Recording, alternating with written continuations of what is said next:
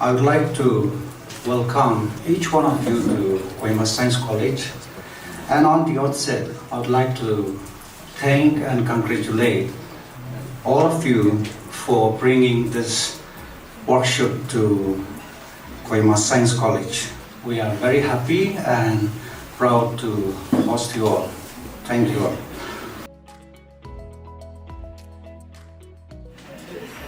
So why are we having this workshop now? I think you've been already told the major objectives of the workshop. But under the NEROC project, it is really one of our core outputs that together and in cooperation with universities and local institutions, we analyze fish in the vertical stocks and their risk with climate change, and then feed these learnings and recommendations into state action plans. So bringing together science, policy and local communities is now the very first step where we are right now in this workshop, because we have participants from all of these three target groups, policy, research and local community sitting here, because we want to find out how the project could best contribute and support these major three sectors throughout the next 2 years. She wants to be an Himalayan salamander because it's an amphibian that lives and explores both land and water. Not only that, it is also a living fossil and it attracts lots of tourists.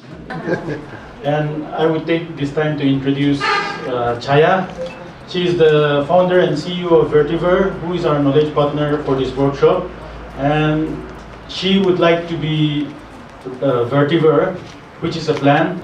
It grows in marshy areas and also by the river bank, by the side of water bodies. He's the technical officer of the State Biodiversity Board of Manipur, and he just confirmed that he wants to be a fish because consumption of fish makes you more intelligent. And as witness for the signing of the MOU, I would also like to request Mr. Supung Nukshi, who is the nodal officer for NEROC project, along with additional PCCF to witness the signing of the MOU. What is this MOU about? And as part of GiZ's way of working is, in the most of our project, we always look out for institutions where we can partner closely with it. And research institution is one of the key partners. And coincidentally, an MOU will also be signed, if not signed, with Manipur University. MOU is also signed with Bhanti University. And interestingly, the MOU in Meghalaya will be signed with the Meghalaya State Fishery Research Institute.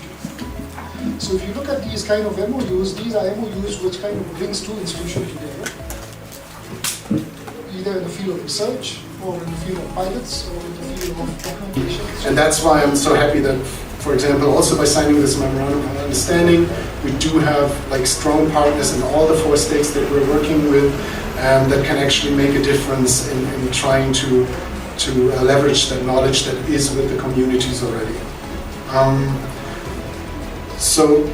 Together with our colleagues from the different university institutions in the 4 states, we will continue to support research activities related to protection, conservation and climate resilient management of aquatic biodiversity in Nagaland and its neighboring states. And I'm very looking forward to the fruitful and trustful discussions in this workshop in the next 2 days. Knowledge and culture in the hills of Manipur, while all Loktak group work on the plains of Manipur. I think it's also important because there are many who are practicing, are using aquatic resources. The knowledge holders and they are practitioners.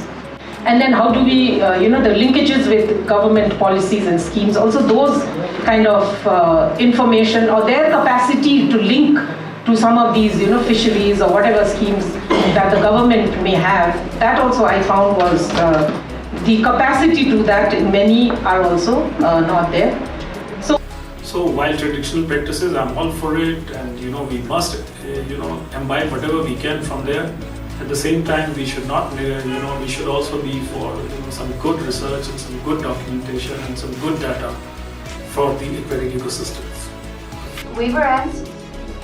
So whenever this weaver ants, before the rain, they would close the nest, the entrance of the nest, And then the indigenous community, the Sumi Nagas, they look at the indicator and then they predict that a rainfall is about to start, or if the entrance of the nest is open, then they realize there is going to be a fair weather. The close ties of the indigenous people and the local community to the biological resource can make a sustainable development goals.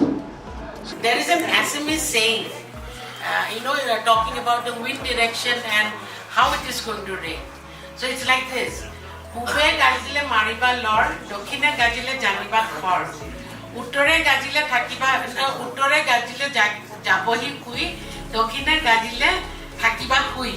So that means looking into the direction of the wind. This is because looking into our traditional monsoons. This whole phrase was brought up, and I have seen this. I actually have predicted that there will be either a heavy rain or there will be just a small rain event that will just come and go. That Thakibo Sui, Thakibo Sui is it come and touch you. So it will not be a big rainfall event, but a small one. So and the Thakiba Hui is go and sleep. It will rain so much. Regarding the snail, as per our survey, we found that there are two varieties of snail in the village paddy fields. One is the indigenous variety, the other one is the exotic variety. So what we are doing now is to exterminate or remove the exotic varieties and rear only the indigenous varieties, since it has got more market value. Another definition given by Carberry is Tiki is collective knowledge passed down by our ancestors in line with its environment. Traditional knowledge is dying. Very sad one. And there's something I call enemies and friends. That is, fish are parts of ecological communities, and there may be companion species that they tend to hang out with or be found with, and they may have predators themselves or be predators. And so those ecological relationships are often quite important, and local people often know of these very well. And as far as fish biodiversity in India is concerned, that is well known. We have around 11% or more than 11% of the global fish biodiversity in this country. And when it comes to the northeast India, so it is almost more than 50% of freshwater fish biodiversity which is existing in India is represented through northeast India, and still a lot of work is going on by different organizations where new species every day at the rate of 10 new species being explored. One of the biggest challenges that we still face today is the practice of the jhum cultivation, because that is the only means of life sustenance for our local people. So much out there already to draw on for working with communities to improve the conditions for their livelihoods. Options for the communities, the local people, the villagers, etc. For lack of platform or forum for sharing best practices by the practitioners. Feel this linkage between the research, the policy, and the practitioners. All three are running in different paths. That is what we have found, and so we need a linkage between these three systems.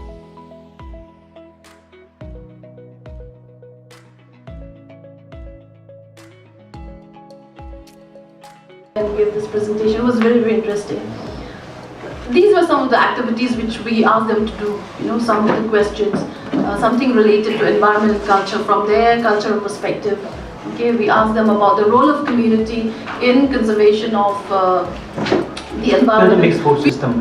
When you talk about the modern food system, this is exactly what we are living in right now, where food is produced throughout the year. You can get food from throughout the year. This happens basically, number one is because of you are bringing food from different parts of the world, and also you have a lot of processing, a lot of packaging going on. So that is the modern food system. Information, learning and replication, and documenting these traditional knowledge practices and upkeep of biodiversity registers has been very important across these the research that she has done. Policy makers, for the blacks, you all are policy makers, and you have to identify on your pieces of paper what these problems are We all know about the PBR People's Biodiversity Register, where we have been actively engaging. As some of us, some of the PBRs has been made, but many have not been made, and now we don't have enough documents or, for that matter, information in regard to this aquatic.